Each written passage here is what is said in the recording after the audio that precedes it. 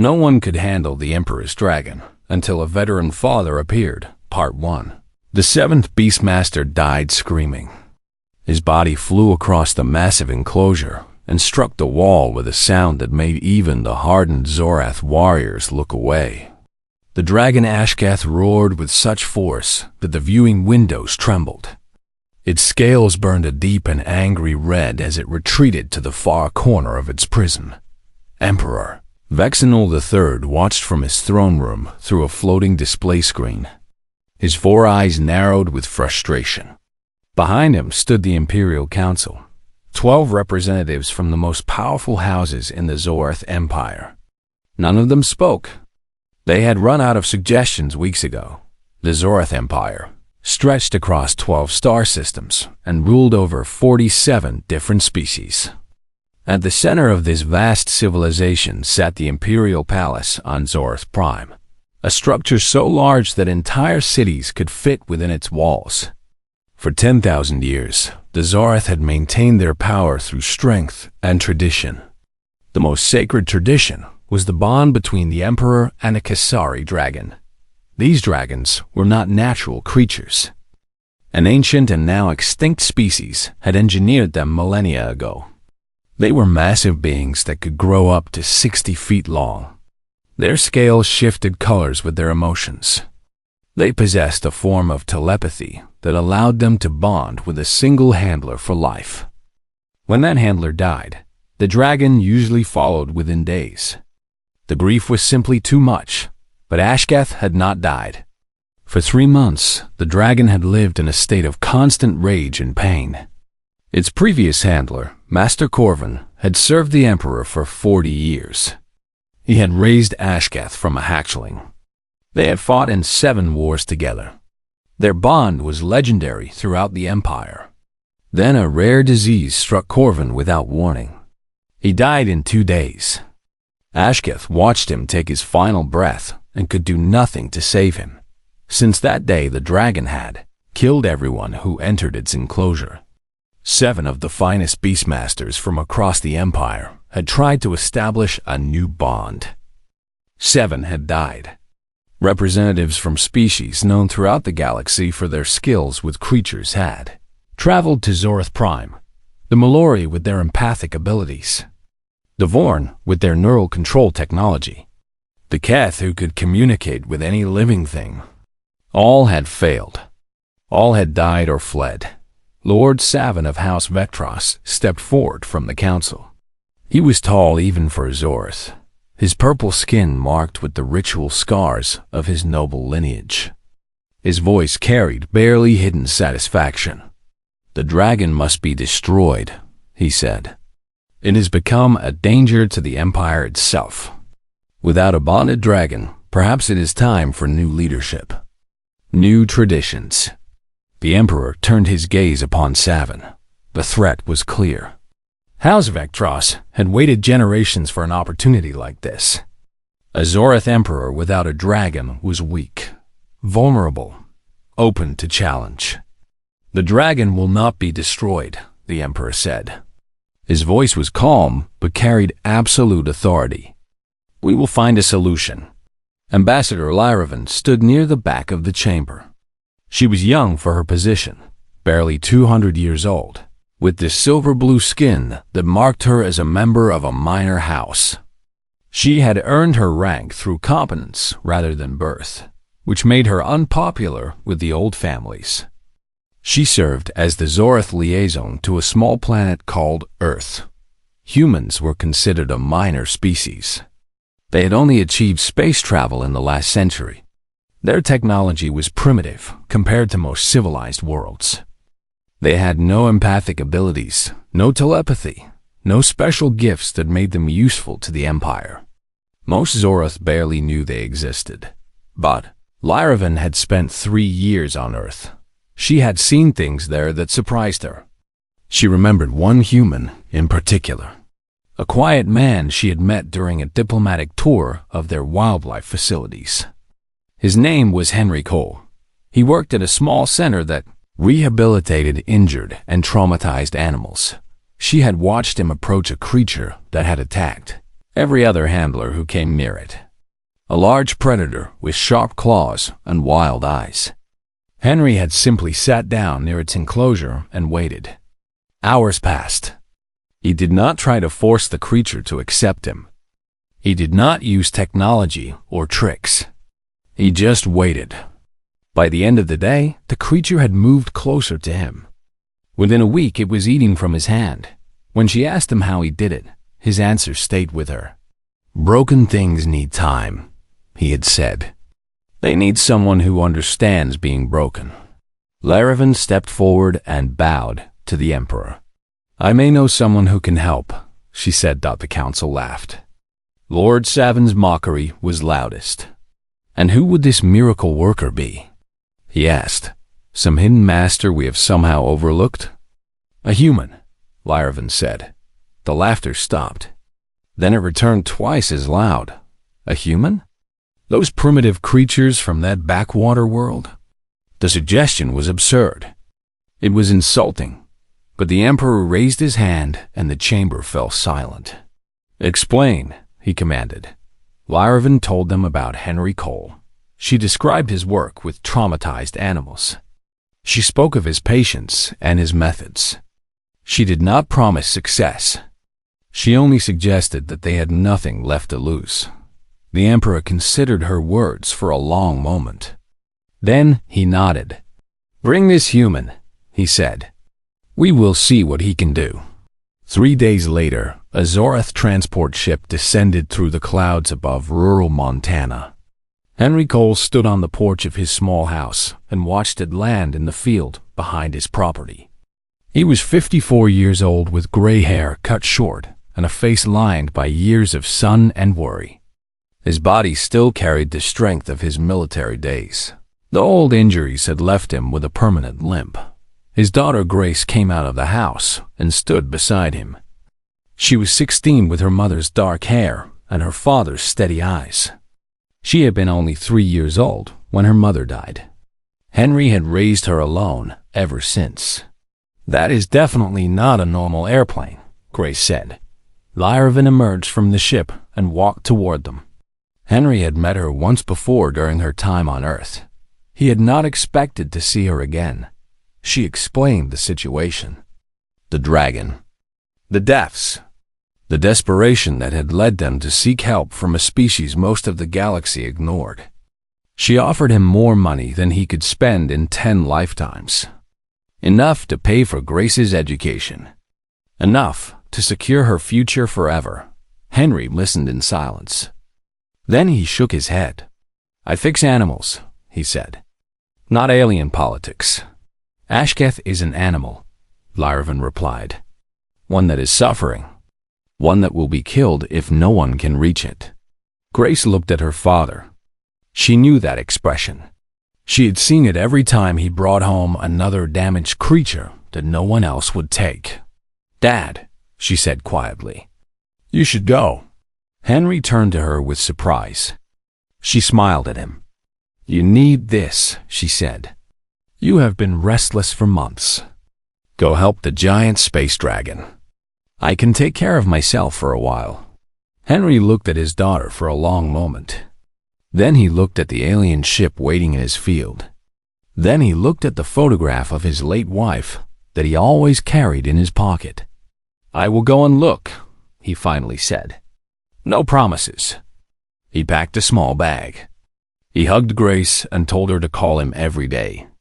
Then he walked toward the ship that would carry him across the stars to face a creature that had killed 7 masters. He had no idea what waited for him. He only knew that something was in pain, and he had never been able to walk away from pain. No one could handle the Emperor's dragon until a veteran father appeared, Part 2. The journey to Zorath Prime took 3 days.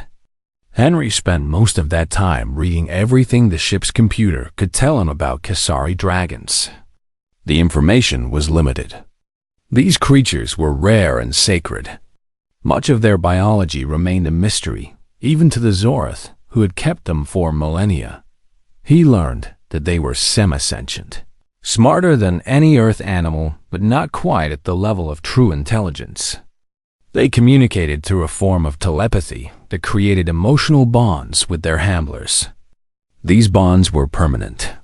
A dragon could only bond once in its lifetime. If the handler died, the dragon typically followed within days. The grief simply overwhelmed them. Ashketh was an anomaly. 3 months had passed since Master Corvin's death, and the dragon still lived. But living was not the same as surviving. From everything Henry read, the creature existed in a state of constant agony. The ship emerged from faster-than-light travel near Zorth Prime. Henry stood at a viewing window and stared at the planet below. It was larger than Earth, with swirling purple clouds and massive continents of dark stone. Cities glittered across the night side like scattered jewels, but it was the Imperial Palace that stole his breath. The structure covered an area larger than most Earth nations. Towers rose miles into the sky. Ships flew between buildings like insects around a hive. This was the heart of an empire that spanned 12 star systems. And somewhere within it waited a dragon that had killed everyone who tried to help it. Henry wondered what he had gotten himself into. His arrival at the palace drew little attention. A few Zoreth officials glanced at him with barely hidden contempt. To them, he was a primitive from a backwater world, brought here as a desperate last attempt before the dragon was destroyed. No one expected him to succeed. Most expected him to die within minutes. Only Lyravan treated him with respect. She guided him through endless corridors of polished stone and living crystal. She explained the political situation. The Emperor needed a bonded dragon to maintain his legitimacy. Without one, rival houses would challenge his rule. Civil war could follow. The stakes were higher than just one creature's life. Henry nodded but said little. Politics did not interest him. The dragon did. They reached a viewing gallery that overlooked Ashketh's enclosure. The space was enormous, designed to mimic the volcanic mountains of the dragon's original homeworld. Jagged rocks rose from the floor. Pools of heated water sent steam into the air. The temperature was uncomfortable even behind the protective glass. And there, in the shadows, lay Ashketh. Henry had seen large animals before. He had worked with elephants and bears and creatures that could kill a man with one swipe. But nothing prepared him for this. The dragon stretched 60 feet from snout to tail. Its scales shimmered with deep red light, pulsing like a slow heartbeat. Its eyes were closed, but Henry could see the tension in every line of its body. This was not a creature at rest. This was a creature waiting for the next threat. He watched for nearly an hour without speaking. Lyravan stood beside him in patient silence. She had learned during her time on Earth that humans often needed time to process information. They were slower than most species, but sometimes saw things others missed. Finally, Henry spoke. "Tell me about Master Corvin." Lyravan seemed surprised by the question. The previous experts had focused entirely on the dragon. None had asked about the dead handler. "He was legendary," she said. "He bonded with Ashketh when the dragon was only a hatchling. They grew together, fought together. In 40 years they were never separated for more than a few days." "How did he die?" "A rare cellular disease. It struck without warning. He was healthy one day and gone 2 days later. There was nothing anyone could do." "Was Ashketh with him when he died?" Lyravan nodded. "The dragon never left his side. It watched him until the very end." Henry was quiet for another long moment. He watched the dragon in its lonely enclosure. He watched the way it kept returning to one particular corner, pressing its massive body against the rocks as if seeking comfort that was not there. "The other handlers," he said. "How did they approach the dragon?" "With standard control protocols. Neural interfaces. Dominance displays. The methods that have worked for 10,000 years. They tried to control it. That is how one handles a dragon." Henry shook his head slowly. "That is not a dragon that needs to be controlled," he said. "That is a dragon that is grieving." Lyravan stared at him. In 3 months of watching experts fail, no one had suggested anything like this. The dragon was dangerous. The dragon was wild. The dragon needed to be dominated and brought back under control. That was the assumption everyone shared. "Explain," she said. Henry pointed at the corner where Ashketh kept returning. "That behavior. It is not aggression. It is searching. The dragon keeps going back to the same place, looking for something that is not there anymore." He turned to face Lyravan directly. When the handlers entered, they came with weapons and control devices. They treated Ashketh like a threat to be managed. But the dragon does not see itself as a threat. It sees itself as alone. It lost the only bond it ever had. It watched its partner die and could do nothing. Now everyone who enters its space comes to dominate it rather than comfort it. You are saying the dragon is attacking out of grief rather than madness? I am saying there is no difference. Grief can become madness if it has nowhere to go. Henry thought of the years after his wife's death, the darkness that had nearly consumed him, the rage that had no target and so turned inward. He had been saved by the animals he worked with, creatures that did not judge him or try to fix him, creatures that simply needed his presence and his patience. "I need to speak with the Emperor," he said. Lyravan's eyes widened. "That is not how things work here. The Emperor does not grant audiences to primitive humans from backwater worlds." She had no response to that. "If I am going to help that dragon, I need the Emperor to understand what I am doing and why. Otherwise, I will be just another body thrown at the problem." Lyravan considered this for a long moment. Then she nodded. "I will make the request, but I cannot promise he will agree." The Emperor agreed. Perhaps out of curiosity, perhaps out of desperation. Henry was brought before the throne in the vast chamber where the most powerful being in 12 star systems held court. Henry did not bow as deeply as protocol required. He did not speak with the proper formalities.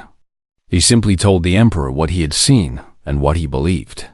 "Your dragon is not broken," he said. "It is mourning. Every handler you send tries to replace what was lost. But grief does not work that way.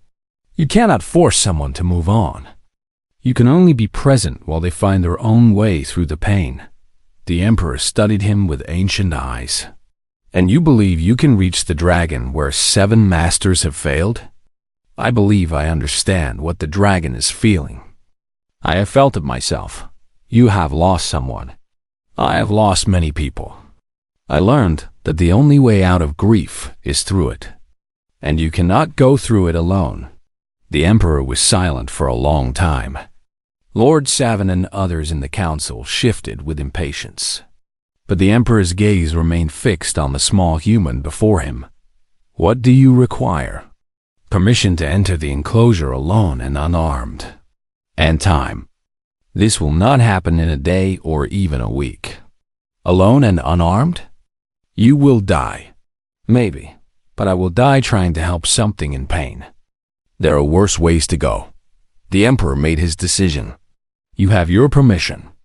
May you prove more capable than you appear." Henry nodded and turned to leave. Behind him, he heard Lord Savin's mocking whisper, "The human will be dead before sunset." Henry kept walking. He had faced doubters before. He had faced death before. Neither had stopped him yet. No one could handle the Emperor's dragon until a veteran father appeared. Part 3. The doors to Ashketh's enclosure were massive, built to contain a creature that could tear through starship hulls. They groaned open at Henry's approach. Hot air rushed out to meet him, thick with sulfur and the strange electric scent of the dragon itself. Henry walked through alone. Every camera in the Imperial Palace focused on the enclosure. The Emperor watched from his throne room. The council watched from their chambers. Thousands of curious Zorath across the planet tuned in to see the human die. Betting pools had already been established.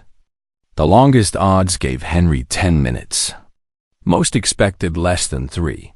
The enclosure stretched before him like an alien landscape. Jagged volcanic rock rose in spires and ridges. Steam vented from cracks in the ground. Pools of heated water bubbled and hissed. And in the shadows at the far end, something massive shifted. Ashketh emerged slowly. The dragon's scales pulsed with deep crimson, darker than blood. Its eyes fixed on Henry, with an intelligence that made his skin crawl. This was no mindless beast. This was a creature that understood what was happening. It had killed 7 masters. It knew exactly what a humanoid entering its space meant. Another handler had come to try to control it. Another fool to be destroyed. Henry did not approach. He did not speak. He found a flat rock about 20 feet from the entrance and sat down. Then he did nothing. Minutes passed. Ashketh watched him with growing confusion. Every previous handler had charged forward with weapons and control devices. They had shouted commands. They had projected dominance. This one simply sat there with his hands on his knees and his eyes cast slightly downward. The dragon took a step forward. Then another. It expected the human to react, to flee or to fight. Henry did neither. He remained still as stone. Ashketh roared. The sound was deafening, designed by evolution and engineering to terrify prey into submission. Rocks cracked. The steam vents flared with the force of it. Henry's hair blew back and his clothes rippled. He did not move. The dragon circled him at a distance, its massive body flowing between the rock spires. It tested him from every angle. It made false charges, stopping just short of striking. Henry felt the ground shake beneath him. He felt the heat of the dragon's breath wash over him. His heart pounded so hard he thought it might burst, but he did not move. Hours passed. The watchers across the empire grew bored. Nothing was happening. The humans sat. The dragon circled. Neither acted. Lord Savin declared the whole thing a farce. The Emperor said nothing. As the artificial day cycle shifted toward evening, Lyravan appeared at the entrance with food and water. She set them on a rock near the door and retreated. Henry stood slowly, walked to collect them, and returned to his spot. He ate and drank without acknowledging the dragon at all. Ashketh watched this with something that might have been curiosity. Henry returned the next day and did the same thing. And the next. And the next. He brought nothing with him. He made no demands. He simply entered, sat in the same spot, and waited. On the 3rd day, he began to speak. Not to the dragon. Not directly. He spoke to himself in a quiet voice that barely carried beyond his immediate area. But in the enclosed space with its strange acoustics, every word reached Ashketh's sensitive ears. Her name was Maria, Henry said. We met when I was 22 and she was 20. I knew the first time I saw her that I would marry her. It took me 3 years to convince her of the same thing. The dragon had settled on a rock formation about 50 feet away. Its scales were still red, but lighter now. Something closer to rust than blood. She died when Grace was 3. Cancer. The doctors found it too late. 6 months from diagnosis to the end. I held her hand while she went. I promised her I would take care of our girl. Henry paused. His throat tightened with memories he rarely allowed himself to visit. After she was gone, I nearly destroyed myself. The anger was the worst part. I was angry at the doctors, angry at God, angry at her for leaving me alone, angry at myself for being angry at her. It twisted inside me until I could not recognize the man I had become. Ashketh had moved closer, 30 feet now. The dragon's eyes never left Henry, but their intensity had changed. There was less threat in them, more attention. What saved me was the animals. I started working at a sanctuary for creatures that had been hurt, abused, abandoned. They did not care about my pain. They did not try to fix me. They just needed someone to be present with them. Someone who understood what it meant to be broken. 20 feet. The dragon's scales shifted again. Hints of amber crept into the red.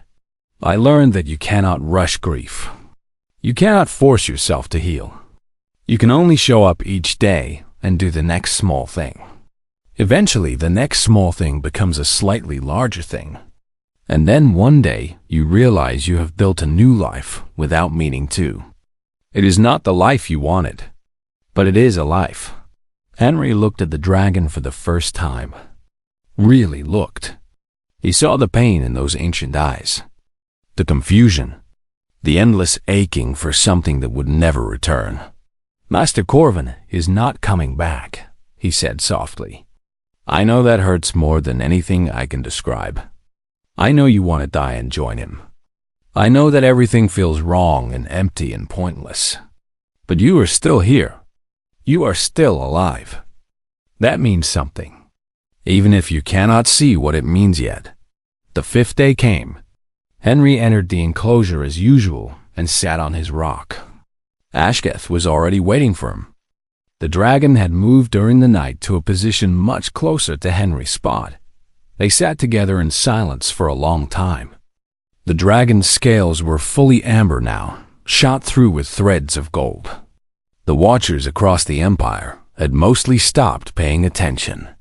This was not the dramatic confrontation they had expected. It was just a man and a dragon sitting quietly together.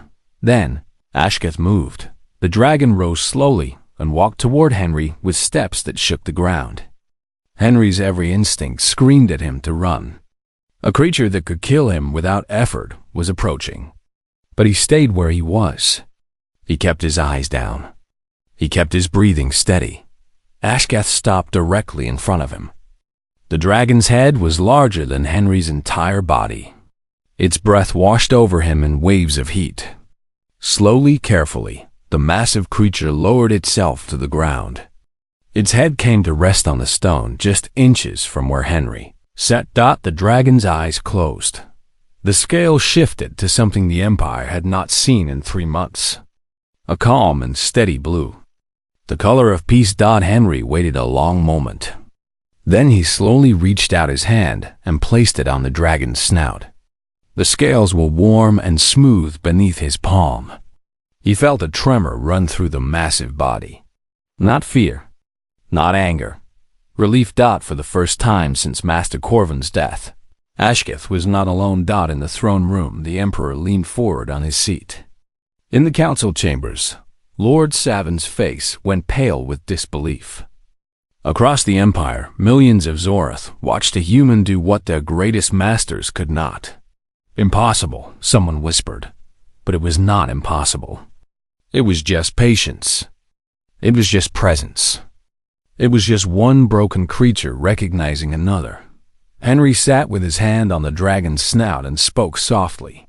I am here. I am not going anywhere. We will figure this out together. The dragon sighed, and for the first time in 3 months, it slept in peace. No one could handle the Emperor's dragon until a veteran father appeared. Part 4, Word of what Henry had accomplished spread through the Empire faster than light itself. Within hours, every news network in 12 star systems was broadcasting images of the human sitting peacefully beside the dragon that had killed 7 elite masters. Within days, Henry Cole became the most talked about being in Zorath space. The reactions were mixed. Some species saw hope in his success. If a primitive human could reach the Emperor's dragon, perhaps there was more to these newcomers than anyone had assumed. Others saw only threat. The established order had been challenged. A creature from a backwater world had embarrassed the finest. Beastmasters in the galaxy. Emperor Veginal summoned Henry to the throne room for a public ceremony. The vast chamber was filled with nobles and ambassadors from across the Empire. Cameras broadcast the event to trillions of viewers. Henry stood in the center of it all, uncomfortable in formal clothes that Lyravan had insisted he wear. The Emperor rose from his throne and spoke in the formal tones of ancient ritual. "Henry Cole of Earth, you have accomplished what none before you could. You have reached the heart of Ashketh and restored peace to the Imperial Dragon. For this service, I name you Imperial Dragon Keeper. You shall be granted full rights of a Zorath citizen and a position in the court itself." The title was unprecedented. No non-Zorath had ever held such a position. Henry saw the shock on the faces of the assembled nobles. He also saw the anger on Lord Savin's face. Henry bowed his head in thanks but felt no joy. He had not done this for titles or recognition. He had done it because something was in pain, and he knew how to help. The politics of it all exhausted him. After the ceremony, Lyravan found him on a balcony overlooking the palace gardens. He was staring at the sky, thinking of Earth and Grace. "You are now one of the most important figures in the Empire," she said. "Does that not please you?" "It terrifies me," Henry admitted. "I am a simple man. I fix broken animals. I raise my daughter. I do not belong in the middle of imperial politics. And yet here you are." He nodded slowly. "Here I am." Lyravan hesitated before speaking again. "I have news that may please you more. Your daughter Grace has been granted permission to visit Zorath Prime. She arrives tomorrow." Henry's face lit up with the first genuine smile Lyravan had seen from him. All the titles and honors in the Empire meant nothing compared to seeing his child, Grace, arrive the next day on a diplomatic transport. She emerged into the massive arrival hall with wide eyes, taking in the alien architecture and strange beings all around her. Then she saw her father and ran to embrace him. "Dad," she said into his shoulder. "This place is insane." "I know," he said, holding her tight. "I know." He showed her the palace. He showed her the dragon. Grace stood at the viewing gallery and watched Ashketh sleep peacefully in its enclosure. The creature that had killed 7 masters looked almost gentle now. "You did that," Grace said quietly. "You fixed it." "I did not fix anything. I just sat with it while it healed itself." They had dinner together in his quarters, the first real meal they had shared in weeks. Grace told him about school and friends and the chaos that had erupted when news of his success reached Earth. He listened with a full heart, grateful beyond words to have her near. But their peace did not last. The next morning, Lord Savin made his move.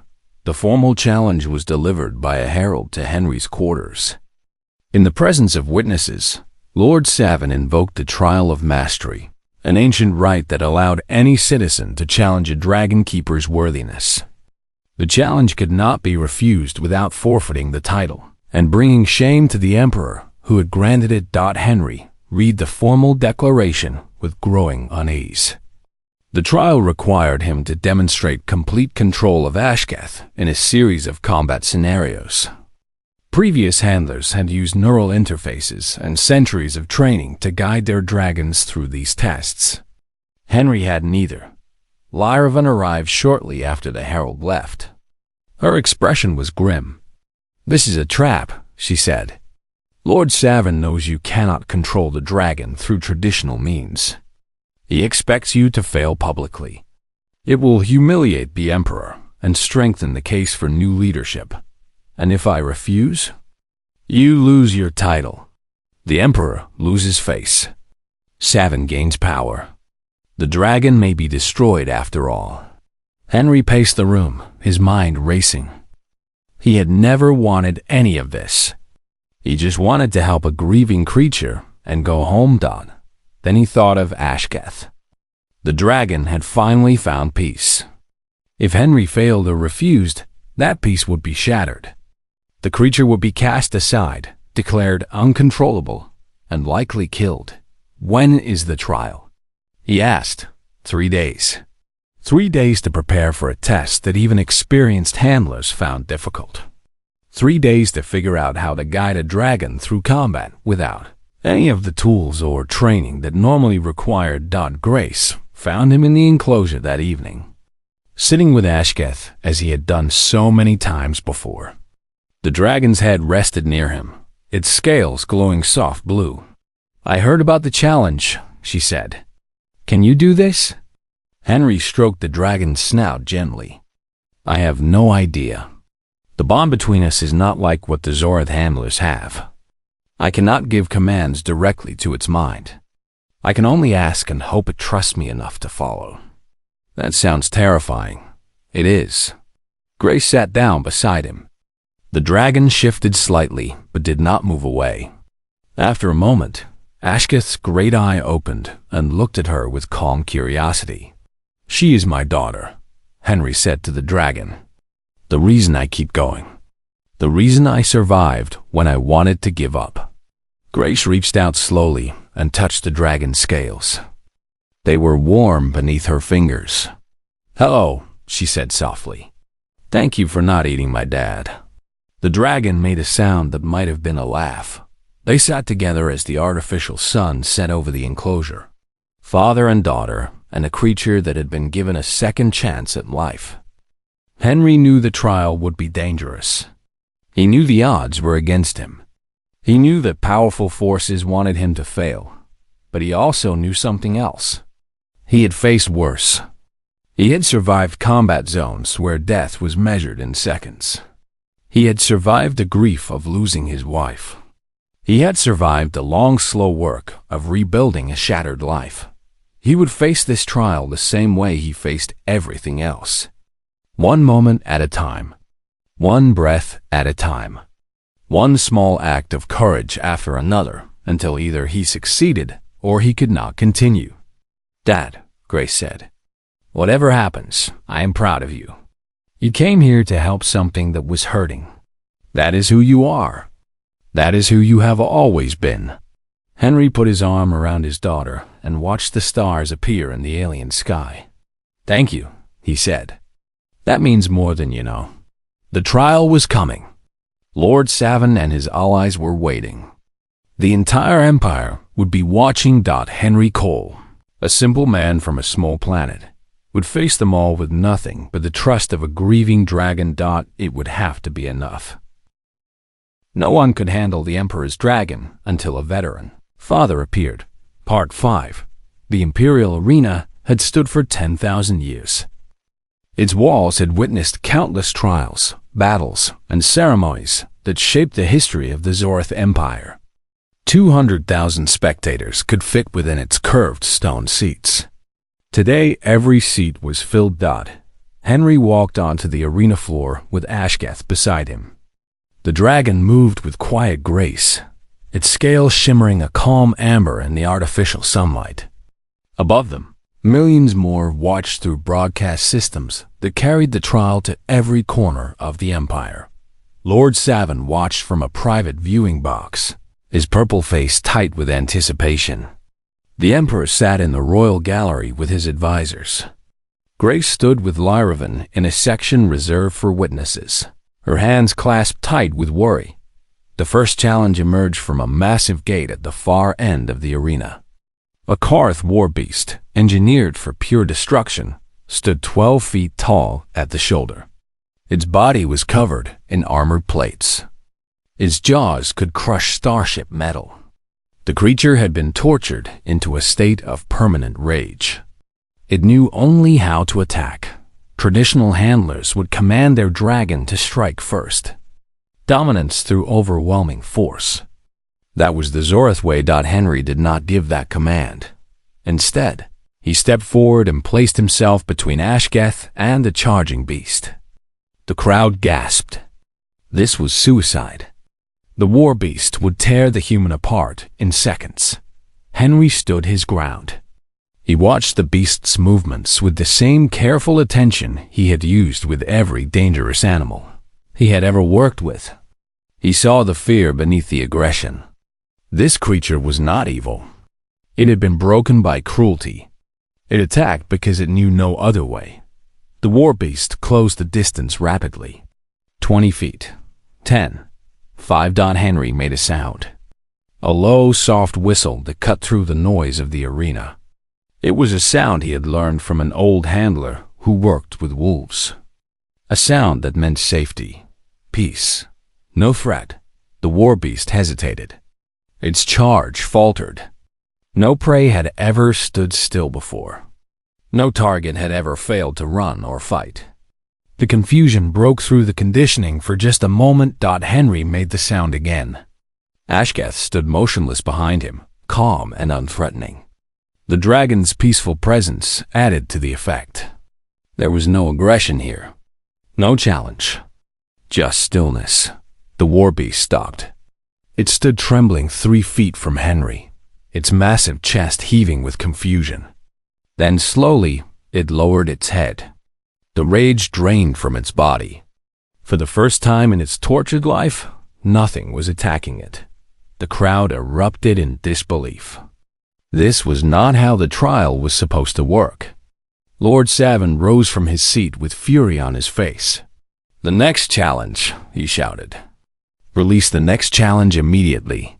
3 mechanical war drones flew into the arena from hidden ports in the walls.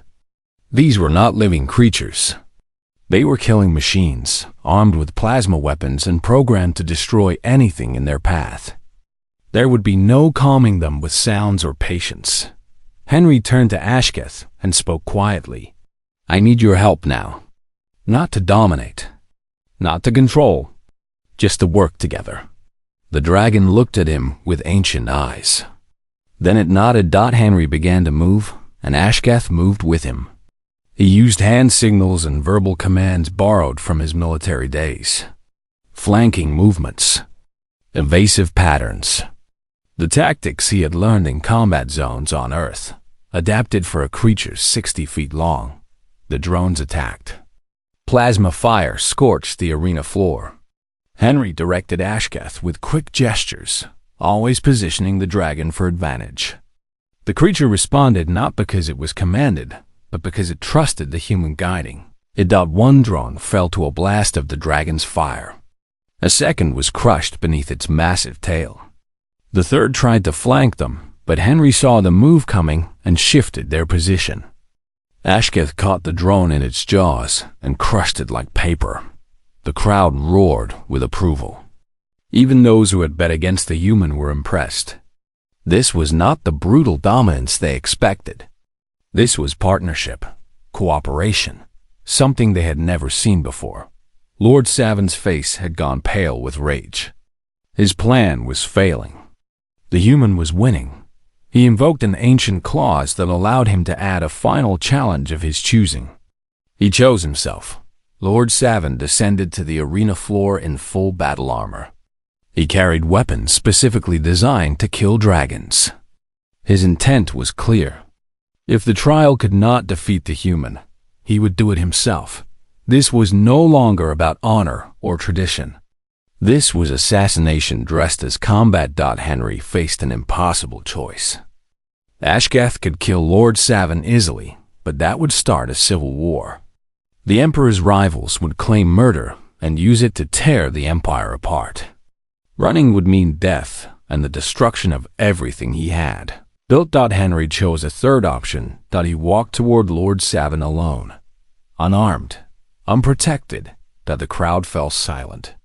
Even Lord Savin hesitated. Killing a defenseless opponent would destroy his reputation forever. The Zorith valued strength, but they also valued honor. Cutting down an unarmed man was no victory. Henry stopped 10 feet from the armored noble and spoke. His voice was calm and carried across the silent arena.